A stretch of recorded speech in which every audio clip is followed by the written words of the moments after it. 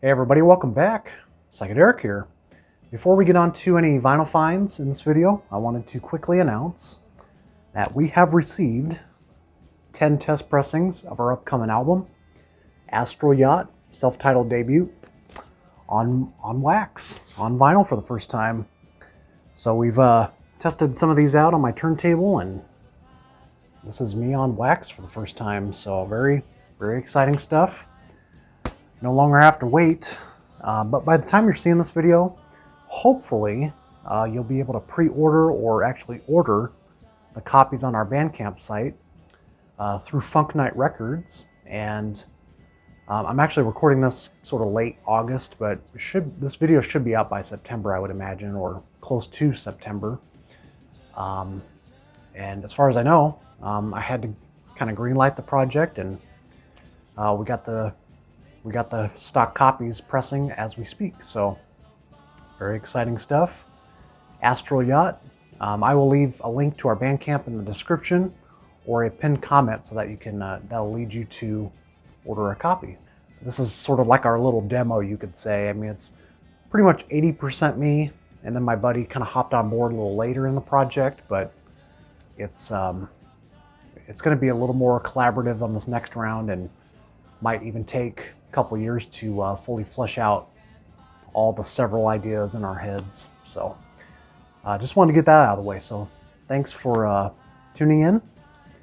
And some of these finds actually go back all the way to late June. Ever since, my mom's passing, it's just a lot of catching up to do.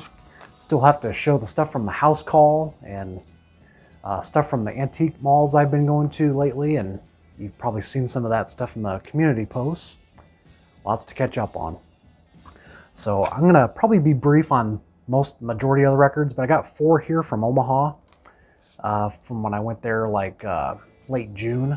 Yeah. So we'll start off with this one. This is the one that probably the most happy to finally pick up on. This is a reissue of a 75 or 1974. This came out. It's a reissue. This is Sans record, Gollum. It's got only 5 tracks. This is like an early repress, 500 copies pressed of this one. I think it was like 2013 this came out, pretty sure. It's got some, notable people behind the scenes working on this one, like Klaus Schultz. I wasn't sure if this was like a Connie Plank production, but I don't think so. No, it's Klaus Schultz. Pretty nice quality. Nice sleeve design here. Almost looking at this record and, the name Sand. It's not the American Sand. Had a couple albums. But this is the band from Berlin, Germany. And just looking at that graphic art and the whole design, you'd think it'd maybe be like some kind of Hawkwind, like really heavy space rock or something. But it's actually a lot more subdued than you'd think. I knew the hype about this one for a long time, but never really fully dove into it, except for like the first track, some like 5 or so years ago, and finally gave this the whole sign of approval. I think I got this for store credit, so only costed like $5. But man, this has turned me around to a lot of exciting stuff here. This is really excellent, sort of avant-garde folk mixing with the whole krautrock electronic scene. It's a very patient record. It just kind of sweeps you into this world, a lot like the Dom Edge of Time record. Starts off with a track called Helicopter. You get the whole helicopter blades swirling in the mix, and it's just lifting off into this whole celestial planetary universe of their own. And some pretty deep lyrics too. I mean, it's really like treading that really foggy, heady ground on this one.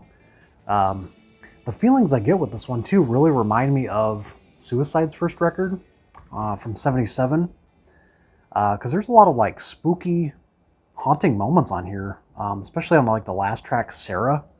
It's got a lot of it's got this kind of dreadful, really hazy, like we took way too much bad acid kind of trip. And it's awesome, but it's also like, these guys were on something else, man.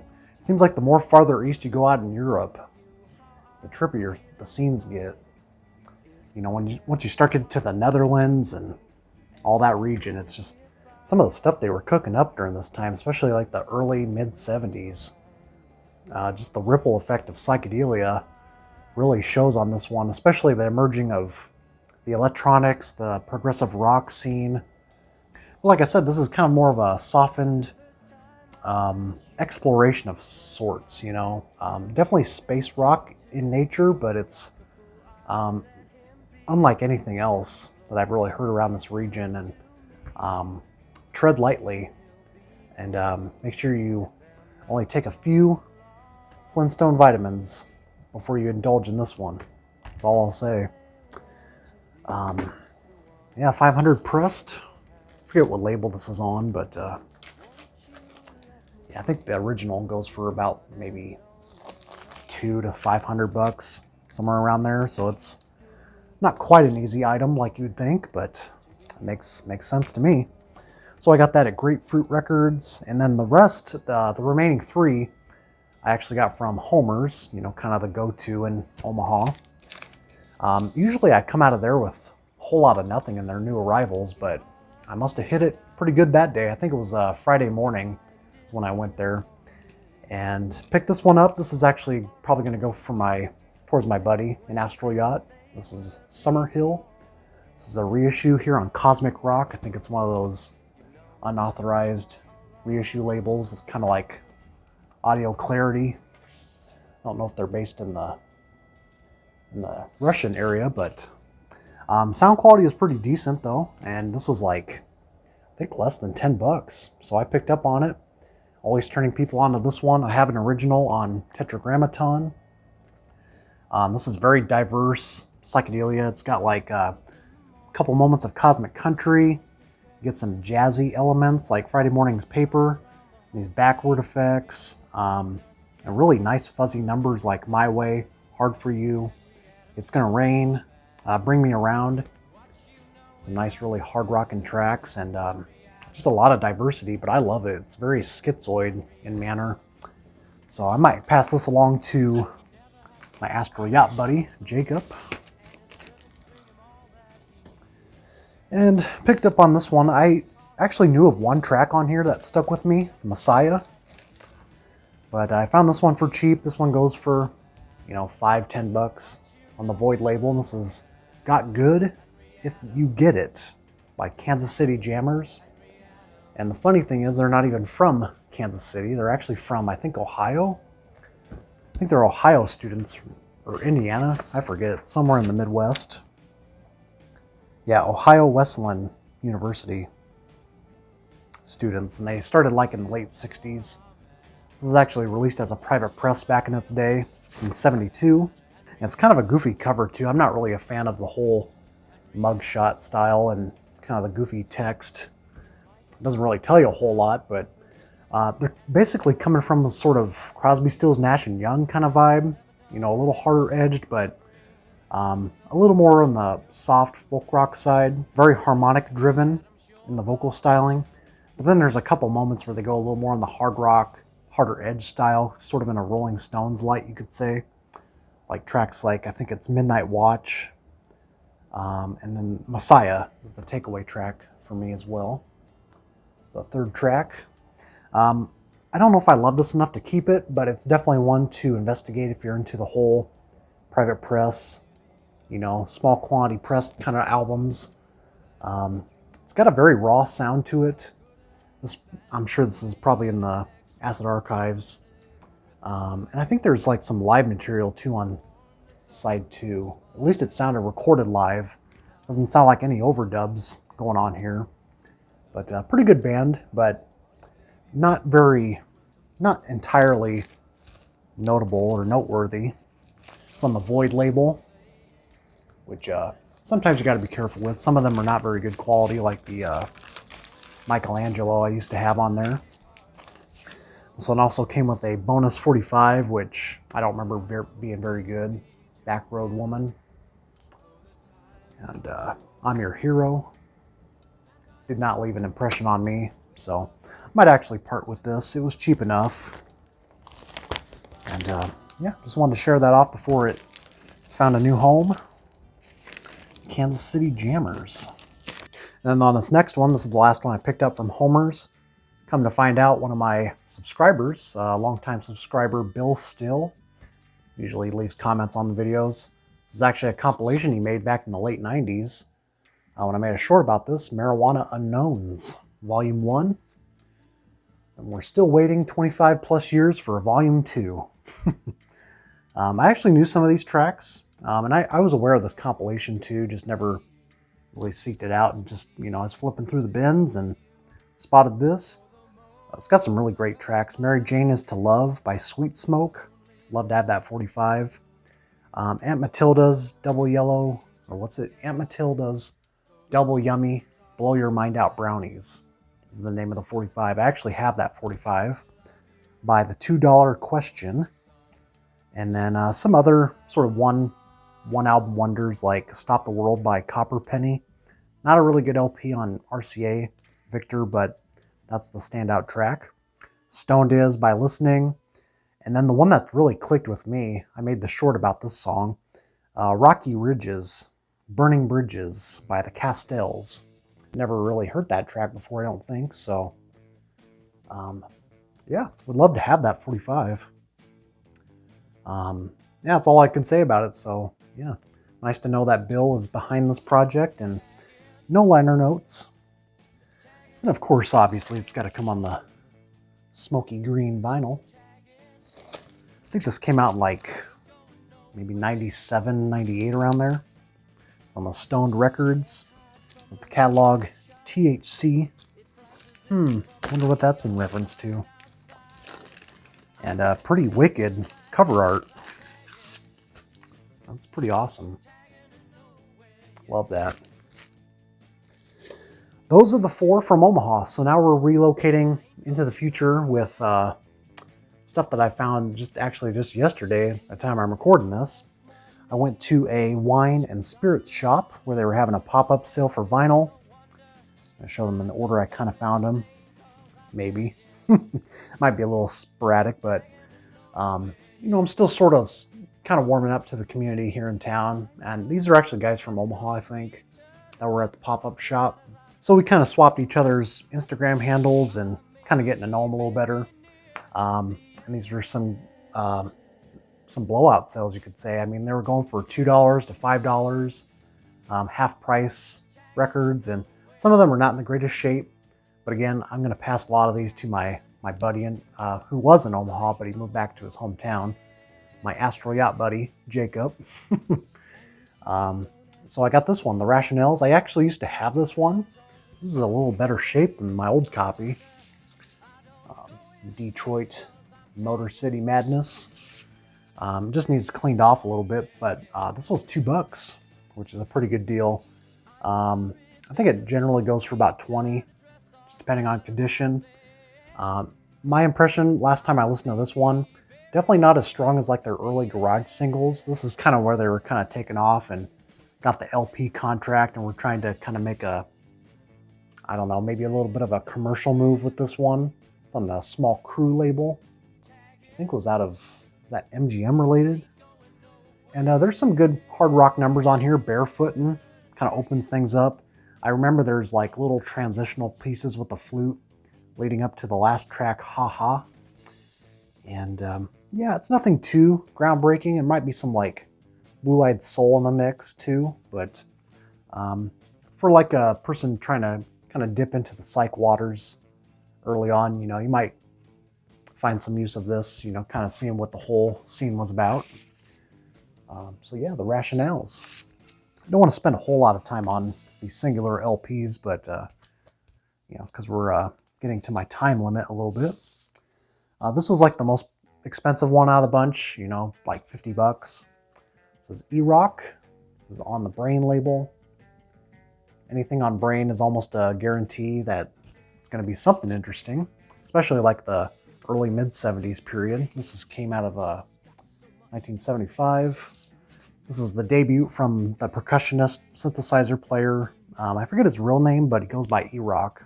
That might actually be his first name.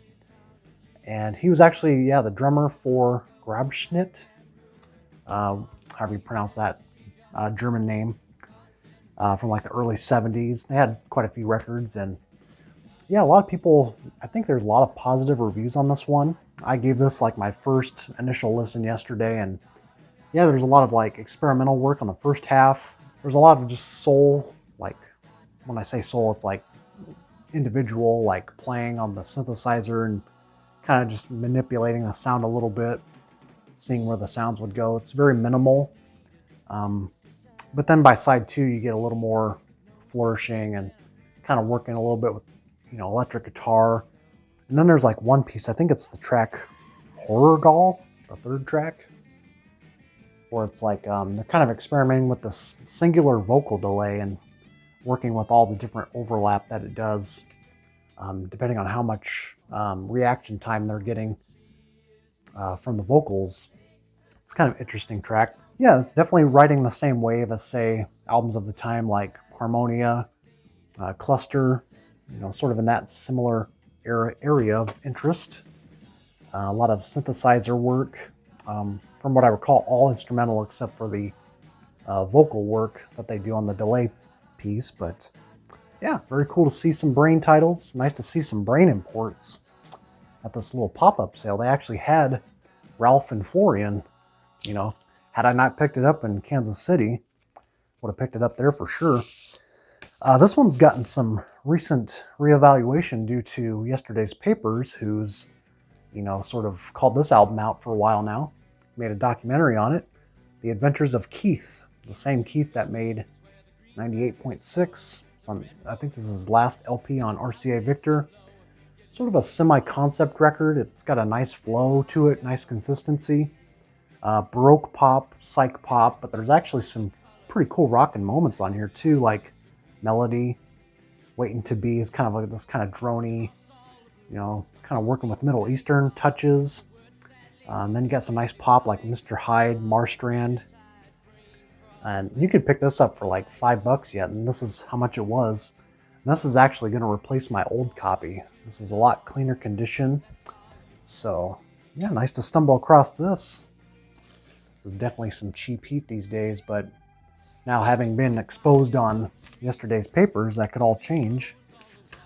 But yeah, this was cutout material back in the day, it appears. Like, oh, it's just that 98.6 guy.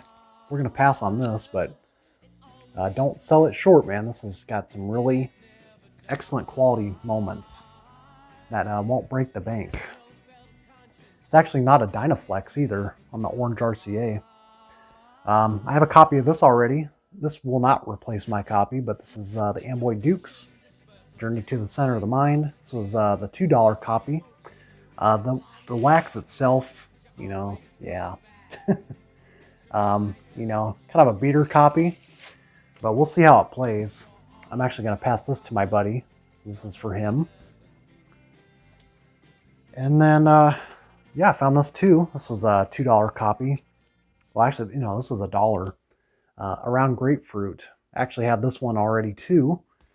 We were talking there at the pop-up sale, and this gal was mentioning how she's looking for a nice copy of Sgt. Pepper by the Beatles. I'm like, have you heard this? John Lennon gave him the name Grapefruit. People just need to get off that Beatle train a little bit and explore, That's all I'll say. But yes, this is a fantastic pop record. The whole side one, man. Another Game, Yesterday's Sunshine, Come On Marianne, yes. It's got some horn touches on it, but and then what's the track? Dear Delilah. It's got some cool phasing effects. This is a winner, man. ABC Dunhill. I've had my copy for a long time, so I'm gonna pass this to my buddy as well. It's a used copy, but he'll play it. So I've actually never owned Neil Young's first album, his solo record here. Now, I'm not very knowledgeable about, Young's discography, but aren't the first presses without his name on the front? I'm pretty sure that's the case. The thing with this one, pretty clean disc. Just needs some cleaning though. It's got some like fingerprint smudges and stuff, and still making that sound as it opens up the gatefold. Hear that? All that creasing. Yeah, The Loner, no doubt. That's my favorite off of here. It's part of that Strawberry Statement soundtrack, which I think I still have that too. I thrifted that. Yeah, as far as like Neil Young is concerned, I mean, I like his early stuff. Haven't really, crossed over to the whole post Crazy Horse era, except for that first Crazy Horse. But got respect for Neil Young. This was, yeah, it must have been $5, right? Well, actually, I think he gave this for me for $1 as well. Bobby Brown. If you don't know the Bobby Brown story, I do have his first record, sort of the one-man band. This is, yeah, it's probably needing some cleaning too, I'm assuming. I didn't even really look at it, I just picked it up. If it's $1, I'm picking it up. Yeah, the one-man band, sold records out of his van in Hawaii. As for as long as I've known this guy, I've actually never heard the live album. I think I've seen it around a couple times, like at the record shows, but never really, thought of diving into it. So, it should be an interesting listen. I do love Enlightening Beam of Exonda. I think we got 3 more here, moving fairly quickly. I knew better not to sleep on this debut by Poco. This is Picking Up the Pieces. This would later have, I think it had members of a previous band, maybe, was it the band Glad on ABC? Is there some association there, maybe? But I checked this out, Poco, not really a cool band to love, but just like Bread, I mean, their first albums are pretty decent. It's before they went all sellout mode. Shortchanged. It's kind of combined with another track, Make Me Smile. But it's got some cool electric guitar work. It's got like a tremolo fuzz riff on there. Shortchanged, so I picked it up just for that reason. It's the way I remember this record. Yellow Epic. Pretty clean copy, even though it's got a, the typical used sleeve, but yeah, I think this is still cheap. You can still pick this up for like $5. If I could recommend any track from there, yeah, check out Shortchanged by Poco. And we got a couple more here. I hadn't listened to this one yet. Yeah, people call this, psych folk. It says there on the tag. This was $10. I've only heard a couple tracks from here. Didn't really stick with me, but I'm hoping there'll be something else on here to talk about. So this is Moffett Davies, The Rise and Fall of Honesty. I get a feeling it's probably going to be a little more on the sort of cosmic country, maybe some pedal steel guitar. Not really sure, but it's on Capitol. I do love Capitol during this era, the Rainbow label. And I think I have seen it around one other time, but it was like $20-25. I was like, we ain't doing that. So finally gonna give this a full spin eventually. And then the last one. So I got a couple reactions when I was showing this, because I had picked this up kind of early at the show and was kind of looking around yet, and people were saying, yeah, it's a good record. I'm like, okay. Dipping into jazz once again. This is sort of like free improv jazz, sort of a spiritual jazz thing. Marion Brown and Gunter Hampel, Reeds and Vibes. And I merely picked this up just for sort of the look of it and what they play. Vibraphone, flute, percussion, only a couple guys, alto sax. I was like, this has got to be something. So, and it is. I actually listened to this. And it was steel sealed. Still got the shrink wrap on it. This was a steel sealed copy. And I got this for like, I think this was 10 or 12 bucks. Still cheap enough for me to find out, investigate. And yeah, this is really good. Opens up with purely vibraphone, and then they embraced very meditative the way the album kind of flows. It just very slowly kind of trickles into new territory. Arrow in the Wind, flute song, and then just total improv closing out. And I guess this goes for a bit more than 10, 12 bucks. I think it goes for like maybe 30 bucks on average when I looked it up. But for being sealed, I mean, this was what I would call almost a mint vintage disc. I mean, there's like no flaws with this whatsoever, except for me touching it now. So yeah, I'd never heard of this guy. Marion Brown, Gunter Hempel. I'm sure somebody can tell me in the comments where they got their roots from. Maybe they're associated with some other big players. Well, Paul Bley, I recognize that name. He produced this one, so hey, I'm already learning. I recognize some of those names. Kind of a small label it looks like too. What is this? Improvising Artists Incorporated.